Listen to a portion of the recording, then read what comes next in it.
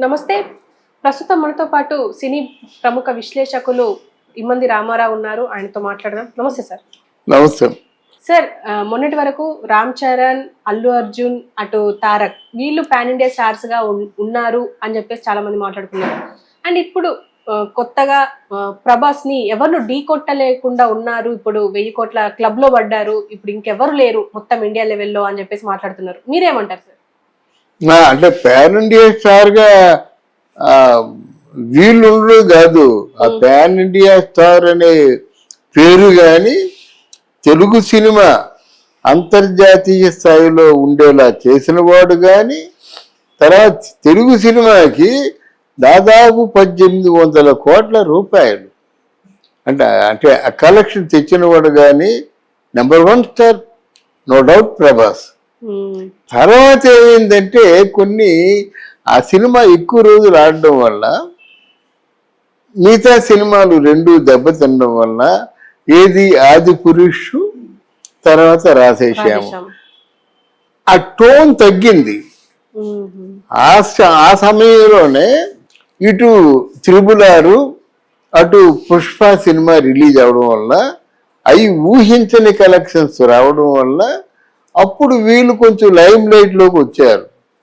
నిజానికి బాహుబలితో కంపేర్ చేసుకుంటే ఏమీ కాదు, కానీ వీళ్ళు రాధేశ్యామ్తోని ఆది పురుషుతో కంపేర్ చేస్తే ఇప్పుడు ప్రభాస్ కంటే 4 అడుగులు ముందుకు వచ్చారన్నమాట. వచ్చారు, వాళ్ళ పేరే వినిపిస్తుంది. పుష్ప అంత పెద్ద కలెక్షన్ వసూలు చేస్తుందని ఎవరు అనుకోలేదు. త్రిపులారు జంతర్ మంతర్ మాయాజాలం. రాజమౌళి గురించి సెపరేట్ గా చెప్పుకోవాలి. రాజమౌళి సినిమాని ఎంత బాగా ప్రమోట్ చేసుకుంటాడో ఆయనకే చెల్లింది, ఇంకెవరికి చెల్లలేదు. అర్థమైందా? మళ్ళీ ఇప్పుడు ఏమిటంటే కల్కి సినిమాని ఎవరు ఎక్స్పెక్ట్ చేయలేదు. అంటే తెలుగు వాళ్ళే కాదు, భారతదేశంలో కాదు, ప్రపంచంలో కూడా కల్కి అంటే ప్రభాస్ మీద ఆశలు ఉన్నప్పుడు కూడా ఆ డైరెక్టరు నాగ్ అశ్విన్ ఆయన మీద అంత ఎక్స్పెక్టేషన్ ఎవరికి లేదు. అందుకే సినిమా అంత బాగా ఆడుతుంది అన్నమాట. ఏమిటి ఇలాగా సినిమాలో ఏముంది అని అనుకునే వాళ్ళకి తలలు తిరిగిపోయినాయి. నాగ్ అశ్విన్ మనస వాచ కర్మణ మొత్తం కంప్లీట్గా మైండ్ పెట్టేసి సినిమా చేశాడు. ఇది ప్రపంచవ్యాప్తంగా కూడా మొదట్లో ఏదో అల్లరి మోకలు ట్రాప్ చేయబోయారు. మనం గట్టిగా చెప్పుకున్నాం. అసలు మన వాళ్ళు వేసుకోవాలన్నమాట. మనం మొదటి రోజే ఈ వారంలో 500 కోట్లు, వచ్చే వారానికి 1000 కోట్లు అని చెప్పుకున్నాం. అదే జరిగింది. మనం చెప్పుకుంది. రెండో రోజు నువ్వే ఉన్నావు అనుకుంటాను. ఇప్పుడు ప్రతి వారు కూడా ప్రభాస్ తాలూకు ఆ మేనియాలో పడిపోయారు. దాని తగ్గ ఏమైందంటే ఒక విధమైనటువంటి ఇద్దరు రెబల్స్ మాట. ఇక్కడ ఒకరు కాదు, ప్రభాస్ ఒక రెబల్ అయినట్టయితే అమితాబ్ బచ్చన్ వాళ్ళిద్దరూ నటనకి అంటే ప్రపంచం అంతా తెలిసిన నటులు కదా, వీళ్ళు పిచ్చెక్కిపోయినారు అన్నమాట.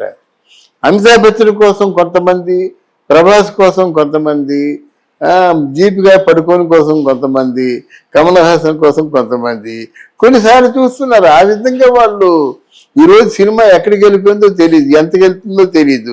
ఒకవేళ ప్రభాస్ సినిమాని ఈ ప్రభాస్ సినిమా క్రాస్ చేస్తుందేమో కూడా మనకు తెలియదు. అర్థమైందా? ఇక్కడ మీరు అడిగిన దానికి సమాధానం చెప్పి ఇంకొక సమాధానం కూడా చెప్పవలసిన బాధ్యత మన మీద ఉంది. నువ్వు అడిగిన ప్రశ్న ఏంటంటే తారక్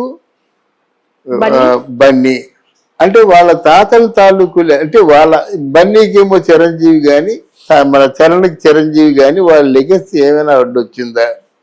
అలాగే తారక్కి సీనియర్ ఎన్టీఆర్ లెగసీ ఏమైనా అడ్డొచ్చిందా అంటే డెఫినెట్ గా అడ్డు రాలేదమ్మా. ఎందుకంటే వాళ్ళు అన్కంపేరబుల్.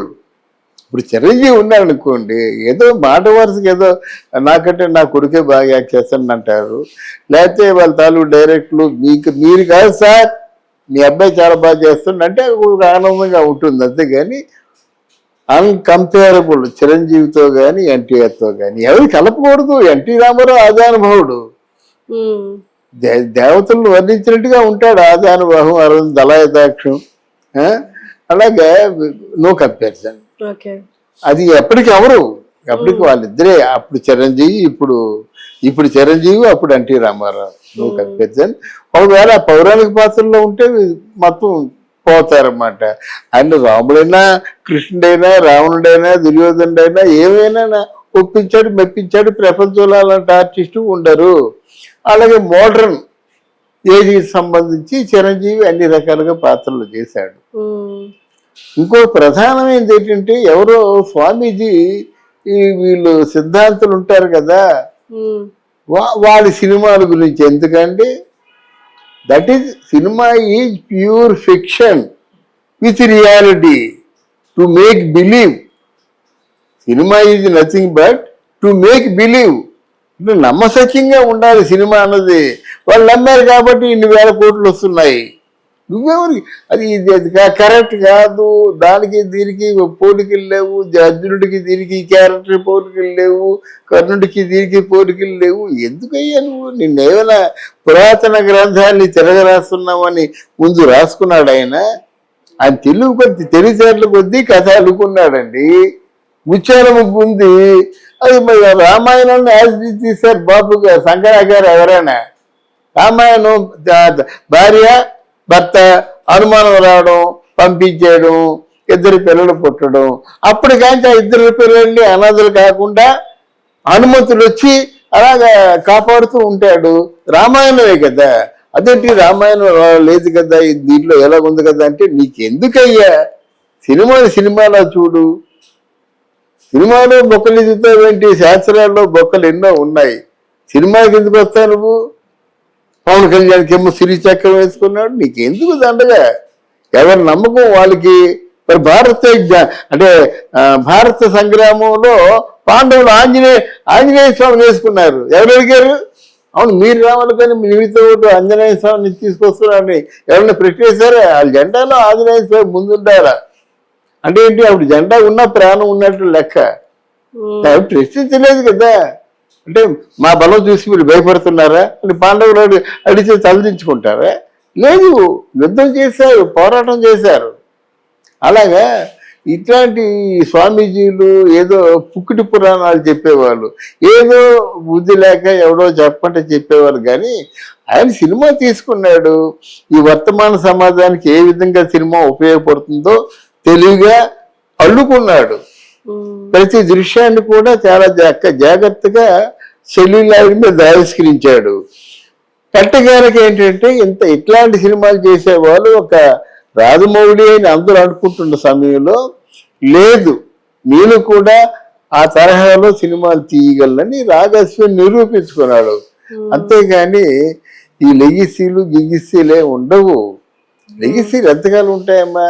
ఒకసారి 2 సార్లు చూస్తారు. కాదంటే ఆ బాగానే చేస్తున్నాడే పౌరాణిక పాత్ర అనుకుంటారు. అలాగే ఇతను కూడా రామ్ చరణ్ కూడా చిరంజీవిలా బాగా డాన్సులు చేస్తున్నాడే అనుకుంటారు. అదే బన్నీ వాళ్ళ మామయ్యలా బాగా ఫైట్ చేస్తున్నాడే అనుకోవచ్చు.